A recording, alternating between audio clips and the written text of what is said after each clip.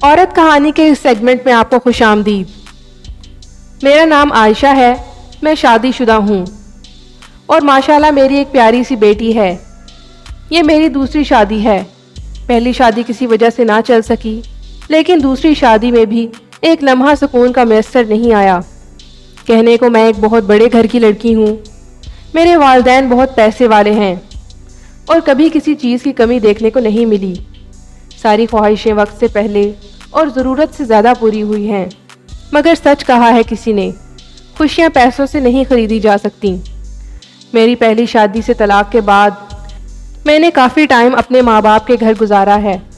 کافی سارے رشتے بھی آئے، پر نہ تو مجھے اور نہ ہی میرے گھر والوں کو وہ رشتے اچھے لگے۔ لیکن پھر میرے والد کے دوست نے اپنے بیٹے کے لیے رشتہ مانگا۔ والد اپنے دوست کو انکار نہیں کر سکتے تھے، اس لیے ہاں کر دی۔ اس طرح میری دوسری شادی ابو کے دوست کے بیٹے وقاص کے ساتھ ہو گئی۔ شروع میں تو سب بہت اچھا رہا، میں بھی خوش تھی اور وقاص بھی اس شادی سے خوش تھے۔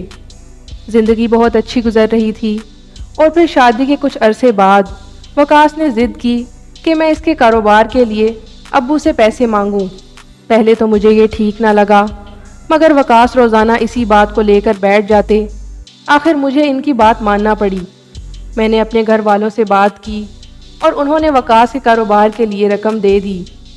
وقاص پہلے شوبیز میں کام کرتے تھے اور وہ مجھے کہتے کہ میں نے کوئی اور کاروبار کرنا ہے، اس لیے مجھے پیسوں کی ضرورت ہے۔ مگر پیسوں کے ملنے کے بعد پتہ چلا یہ سب انہوں نے ڈرامہ کیا تھا، وہ تو صرف اپنے بھائی کو کاروبار کروا کر دینا چاہتے تھے۔ وقاص نے کچھ دن تو بھائی کے ساتھ کام کیا اور پھر سے اپنا شوبیز والا کام کرنے لگے۔ وقاص خود شوبیز میں کام کرتے تھے، وہ ماڈلنگ اور ایکٹنگ کرتے تھے۔ اس کی بہت زیادہ لڑکیاں دوست تھی۔ شروع میں تو مجھے برا بھی نہیں لگتا تھا، پھر آہستہ آہستہ وقاص کا مجھ سے دل بھر گیا۔ کبھی کبھی مجھے لگتا تھا کہ یہ شادی صرف میرے پیسوں کے لیے ہوئی ہے۔ وہ گھر آ کر بھی ساری رات دوسری لڑکیوں سے باتیں کرتے رہتے۔ سچ کہوں تو اب میری حیثیت گھر کی نوکرانی سے زیادہ نہ تھی۔ میں سارا دن گھر کا کام کرتی اور شام کو جب وقاص آتے تو انہیں کھانا دیتی اور رات کو ان کی ٹانگیں دباتی اور آنسو بہاتی رہتی۔ وقاص اب مجھ میں دلچسپی نہیں رکھتے تھے۔ وہ میرے سامنے دوسری لڑکیوں سے خوش گپیاں کرتے رہتے۔ ان کے موبائل میں دوسری لڑکیوں کے ساتھ تصویریں ہوتیں۔ اب وہ زیادہ ٹائم دوسری لڑکیوں کے ساتھ گزارتے تھے، اور جب میں کچھ بولوں یا ان کی امی سے کہوں تو وہ بھی ان کا ساتھ دیتیں اور کہتیں ابھی جوان ہے، وقت کے ساتھ ساتھ ٹھیک ہو جائے گا۔ اگر میں ان کو زیادہ کہوں تو وہ کہتے ہیں میرے ساتھ رہنا ہے تو یہ سب برداشت کرنا پڑے گا، ورنہ طلاق لو اور دفع ہو جاؤ۔ کبھی کبھی تو وہ ان لڑکیوں کو گھر لے آتے اور مجھ سے نوکرانیوں کی طرح پیش آتے۔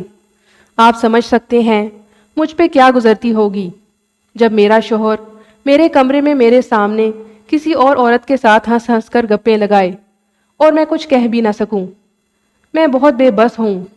میری ایک بار پہلے طلاق ہو چکی ہے، دوبارہ کیسے ہمت کروں؟ کیسے سامنا کروں گی معاشرے کا؟ کیا کروں، کہاں جاؤں؟ کچھ سمجھ نہیں آتا۔ رو کے بھی تھک جاتی ہوں، پر کوئی سننے والا نہیں ہے۔ پھر ایک دن اچانک وقاص کی بہن کی کال آئی، جس کی شادی ندیم سے ہوئی تھی۔ وہ شادی کے بعد لندن میں سیٹل تھی۔ اس نے روتے ہوئے بتایا کہ ندیم نے اسے طلاق دے دی ہے اور ندیم نے اپنی آفس کولیگ سے شادی کر لی ہے۔ وہ واپس پاکستان آ رہی ہے۔ جب وہ گھر آئی تو اس نے بتایا ندیم نے شادی تو مجھ سے کی، مگر پیار کسی اور سے کرتے تھے اور آخر اس سے شادی کر لی ہے۔ وقاص کو غصہ تو بہت آیا، مگر اب وہ کیا کر سکتے تھے۔ اس دن سے وقاص بہت چپ رہنے لگے اور دل ہی دل میں یہ سوچ کر ندامت محسوس کرنے لگے کہ جو کچھ میں اپنی بیوی کے ساتھ کرنے جا رہا تھا، آج وہی سب کچھ میری بہن کے ساتھ ہو چکا ہے۔ آج اس واقعے کو 1 سال ہو چکا ہے۔ اب وقاص میرے ساتھ بہت اچھی طرح پیش آتے ہیں، میرا بہت خیال رکھتے ہیں۔ میں نے کبھی سوچا بھی نہیں تھا کہ وقاص مجھے اتنا پیار بھی کبھی دیں گے، مگر یہ سچ تھا۔ مجھے تو ایسا لگتا جیسے مجھے دنیا کی ہر خوشی مل گئی ہو، اور میری نند کا بھی ایک اچھی جگہ رشتہ طے ہو گیا ہے، اور کچھ دن تک اس کی دوسری شادی ہے۔ اگر آپ کو ہماری یہ ویڈیو پسند آئے تو ہماری ویڈیو کو لائک اور مزید ایسی ویڈیوز کے لیے ہمارے چینل کو سبسکرائب کریں۔